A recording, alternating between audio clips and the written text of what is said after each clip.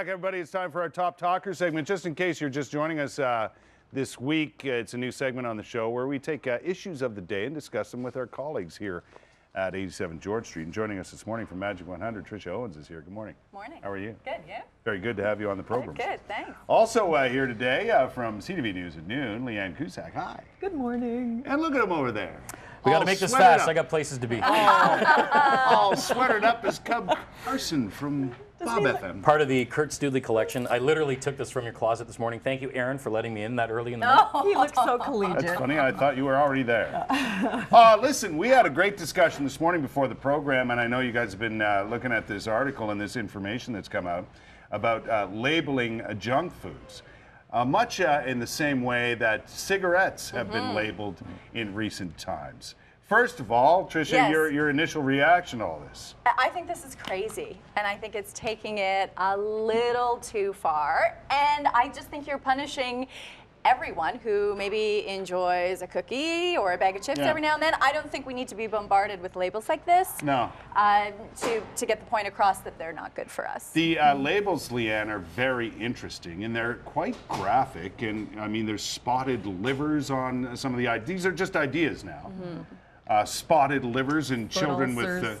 with feet Foot hole in their ulcers. foot ulcers From diabetes. From diabetes. Now, I agree with Trisha, but at the same time, I'm the first to admit from personal experience, I believe French fries are a drug. It's true. She's mainlining McCain's after the No, show. they do say, and research has proven that the dopamine levels in your brain, it's a similar reaction to a very addictive, that your body would have to a very addictive drug. And we all know when we wanted French fries, You go gotta have the to French fries, yeah. extremes. Well, that's the thing. But getting back to your question, I agree with Trisha in that It's too much. is it the right approach? Because really, shouldn't it come from sort of an organic education level? If kids knew in a classroom, then they take the message home. Because I think we're dealing with education issues, we're dealing with economic issues. It's so broad spectrum. My question is this, Cubby. Has it come to this point that we're that uneducated about the effects of junk food and what it can do to our bodies over a long period of time, over a short period of time, the calorie intake, the sugar, the salt? Are we that uneducated that we need to have that sort of labeling on our foods? We, you know what? I say eat whatever you want. If you get sick, well, that's on you. It's called thinning of the herd, okay? I think by now people should know the do's and don'ts about junk food and whether too much is too much kind of thing. If you're having a couple of chips here and there, that's fine. If you're balancing it off with a lifestyle that is kind of contradictory, you're just sitting there eating junk food all the time, that's the gray area. It's either you're in for a penny, in for a pound when it comes to it. And I personally think we're at that stage right now where we kind of need to be told exactly what we should eat and what we shouldn't eat because we can't figure it out on our own anymore. This is a direct spin-off of the labeling, as we mentioned, on cigarettes. And I remember when those labels came out and a lot of smokers just kind of looked at them and they were comparing them with other labels that Like were playing on. cards. Yeah, exactly. And ultimately, my thought is the choice is to the individual. Like whether or not you choose to smoke or eat junk food is entirely up to you. But I think it's great that the debate is generated because we do have to look at what we are eating and what some people have as the 80% of their diet as opposed to just, as you said, the occasional treat. But isn't there a more positive way to approach this? And that would be maybe to offer, incentives to those who eat healthfully. Or if you buy a yoga classes or a gym membership, then there's a tax break. Or if you, your supplements should be.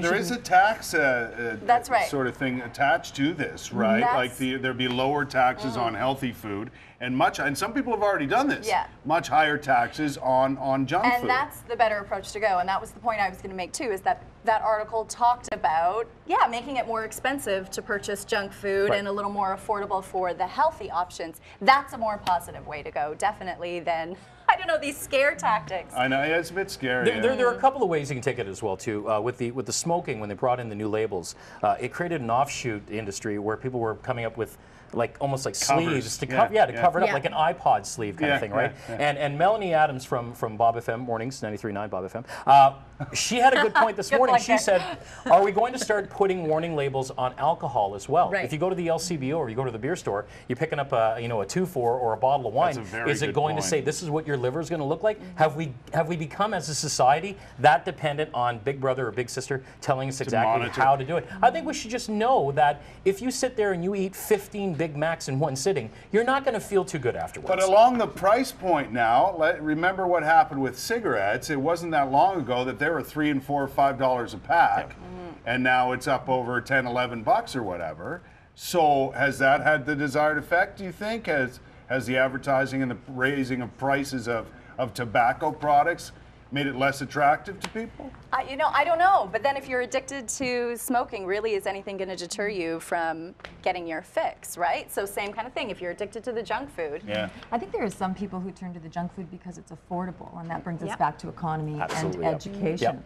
And I think that it is great, as I said, that the debate is generated because some people are hearing for the first time that eating too much sugar may lead to diabetes and may lead to foot ulcers, and that you do see the cause and the effect, but do we need it in such a graphic way and a constant diet? Because if you see something all the time, you kind of do become a bit of immune. But I'm glad the word immune, your immune system with excess sugar is really depleted, so that's what they could put in the smoke. Coming to one last question. Is it going to deter you if you know that there's a picture of a diseased liver on your pizza box? Right. Is that going to stop you from ordering pizza? Absolutely not. No, it's not. I mean, I know that I'm not going to order pizza 7 days a week. I would love to. My wife would not. But no, I don't think it would, because I think at this point, you know what you want to eat. You're not new to the junk food world. It's not like you just discovered it for the first time. It's not like we're living on some deserted island and all of a sudden, oh, there's candy everywhere. We know what it does to us. But what are you gonna do when you want to order pizza, and what are you gonna tell your kids?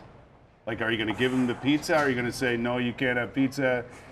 You can't look at the box. Are you going to put it on a plate right away? My son will be going to bed early that night. I think that you raised a great point in talking about kids, because when the kind of quitting smoking movement really first began and we started to understand what smoking did, it was kids who went home to their mums and dads and said, you shouldn't be smoking, because they knew, the outcome. Yeah. So I think that if kids are educated at a very young age, and so that sort of It's an interesting debate. There's no question And they about stopped it. calling them Popeye cigarettes for a reason. So That's simple right. as that. True enough. We'll see what happens with it, but Ontario doctors are looking at this very seriously, so we may see this in the near future. Thanks, you guys. Okay, thank you. Want to get it puts in? I was about to say, I still He's thinking about it. I like Come French Carson fries. from Bob FM. Leanne Cusack from CTV News at noon, and of course Trisha Owens from Majic 100. Thanks, you guys. Thank you. Thanks, Kurt. That's Top Talkers for the day.